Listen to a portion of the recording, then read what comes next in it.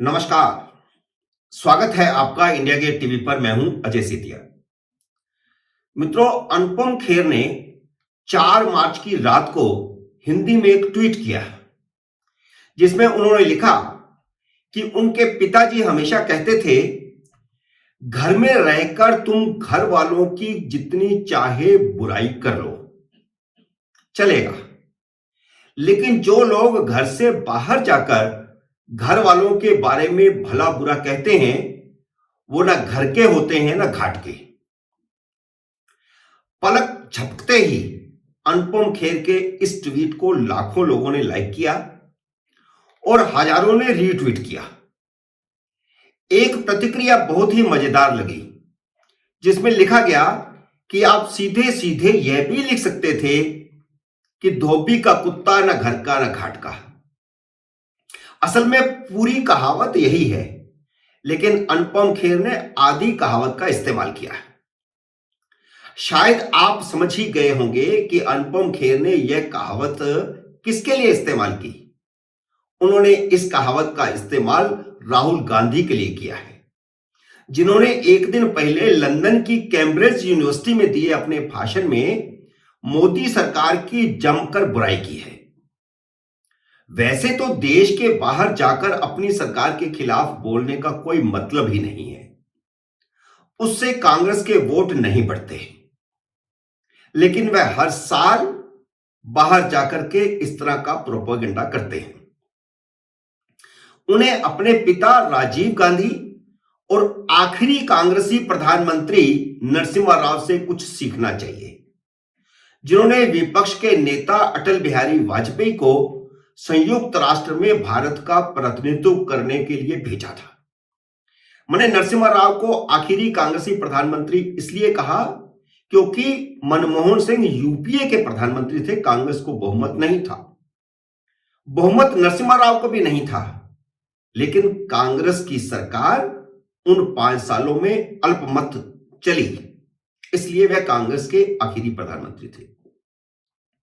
राहुल गांधी अपनी भारत जोड़ो यात्रा के दौरान जब दिल्ली आए थे तो वह अटल बिहारी वाजपेयी की समाधि पर भी गए थे। उन्हें अगर अपने पिता राजीव गांधी और कांग्रेस के अंतिम प्रधानमंत्री नरसिम्हा राव से कुछ नहीं सीखना, तो उन्हें अटल बिहारी वाजपेयी से ही कुछ सीखना चाहिए कि उन्होंने तानाशाह प्रधानमंत्री इंदिरा गांधी की भी विदेश में जाकर के कभी आलोचना नहीं की थी। मुद्दे पर आते हैं। राहुल गांधी ने कैम्ब्रिज यूनिवर्सिटी में ऐसा क्या कहा कि देश में बवाल मचा हुआ है। विपक्ष के नेता उनका बचाव कर रहे हैं और भाजपा के नेता उनकी आलोचना कर रहे हैं। कई प्रेस कॉन्फ्रेंसें हो चुकी हैं।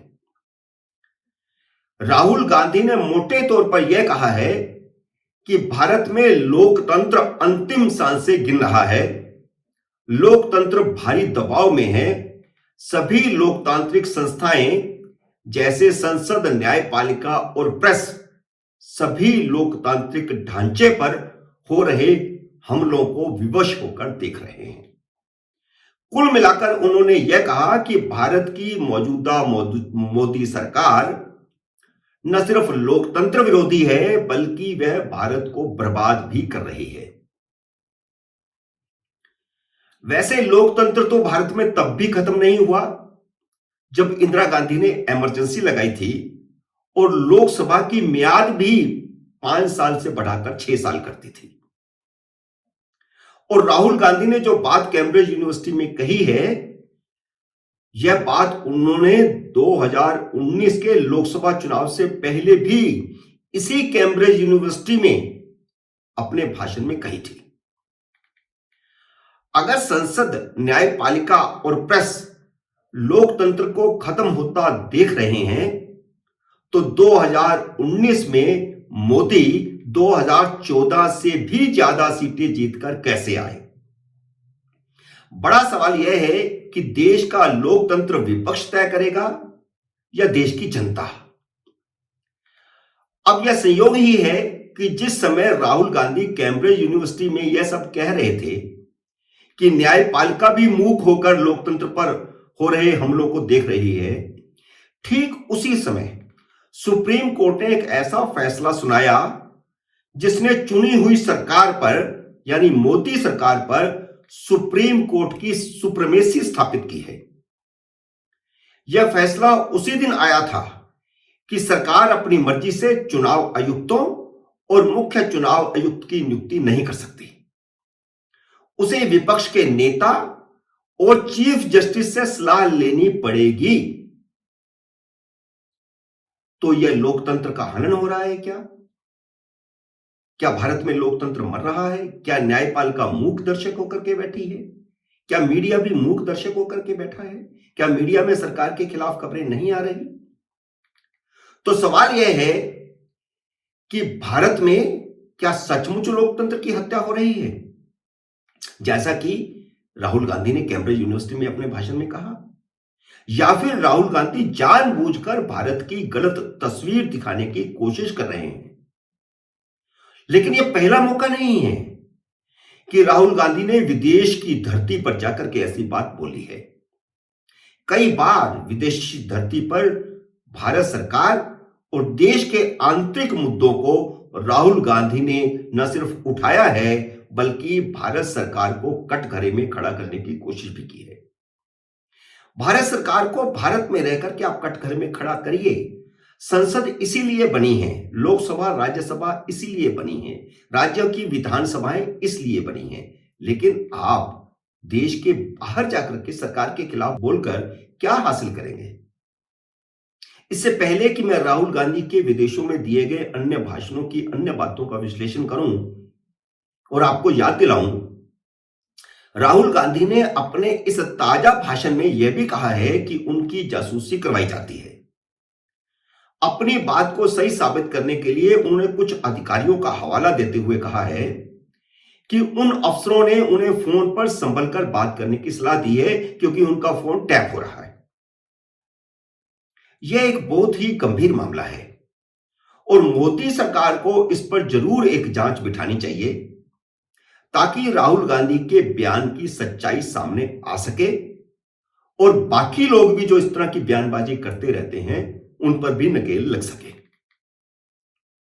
पिछले साल भी राहुल गांधी ने कैम्ब्रिज यूनिवर्सिटी में दिए अपने भाषण में भारत की तुलना पाकिस्तान तक से करती थी और लद्दाख की तुलना यूक्रेन और डोकलाम से करते हुए यह भी कहा था कि चीनी सेना भारतीय सीमा में बैठी है और सारी दुनिया ने देखा किस प्रकार चीनी सेना भागी। और राहुल गांधी ने पिछले साल जाकर के यह बताया कि चीनी सेना भारत के भीतर बैठी है।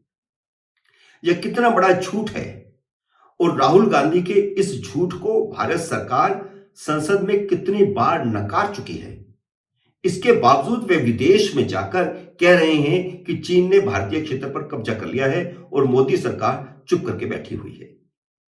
इस संबंध में विदेश मंत्री एस जयशंकर ने जवाब भी दिया है कि उनके नाना के समय पर चीन ने देश पर कब्जा किया था, देश के कुछ हिस्से पर कब्जा किया था, मोदी सरकार के समय नहीं।